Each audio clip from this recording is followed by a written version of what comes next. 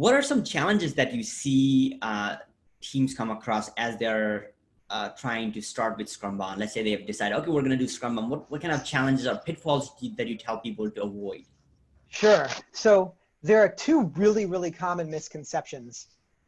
And unfortunately, while some of the people who developed Scrumban, like Corey Lattis, did a phenomenal job. And if you listen to, you watch Heinrich Nyberg's videos or read what he's written, you've got some really great information. Yeah. If you just search for Scrumban, what you'll find is some really common misconceptions, such as that Scrumban is essentially iterationless Scrum, which isn't true. Like if you actually read the original paper on Scrumban written by Corey Lattis, you'll see, like he actually says, the very first example he has in there is an iterative process that has a time box iteration and planning, just like with Scrum, but it's also set up a pull system.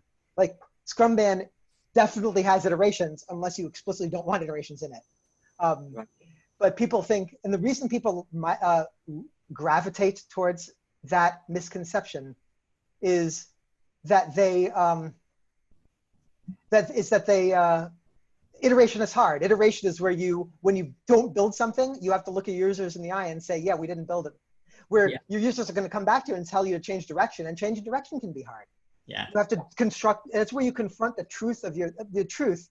And it's a lot easier, especially in the command and control system, to push that truth off 6 months down when you're doing a review. And then everything's blurred, so no one really takes the blame. So telling someone, hey, you can use this thing called Scrumban, which basically means take away all the iterations. People say, yes, I want that, because that's the hard part. Right. Well, it's just, that's not true. That's not what Scrumban is. So that's one of the challenges. And the other challenges that I find is that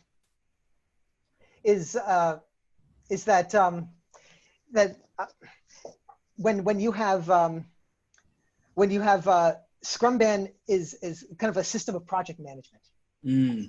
Like where you say, well, what this is you look at a Kanban board with all those columns, it really looks like a task board. A task board is a product and project management tool. You move tasks across it. That's not what a Kanban board is for. A Kanban board is a visualization tool to help you visualize your workflow and discover more things about it and figure out where to impose width limits. That's not for project management. But it's really, really easy. And especially if you go into Jira and you create a new Kanban board, you've created a project management tool. And you move items around. And it's really, really easy to look at a Kanban board and say, well, Kanban, that's a project management tool. Kanban is just about project management. It really isn't. It's about process improvement. Scrum is about project management and product development. That's why Ken Schwaber's book from the 90s is called Agile Project Management with Scrum. That's not all that Scrum is about, obviously, but that is a major component of it. Right. And so those two misconceptions, Scrumban as project management and Scrumban as just iterationless Scrum, those are, if you search online and read a lot about Scrumban, you're going to find that that's what a lot of things tell you, and those things are not true. And that, so a starting point for like a big roadblock, big stumbling block for teams is getting past those major misconceptions.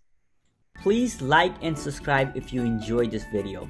We will sure to come back with more exciting videos on Agile topics.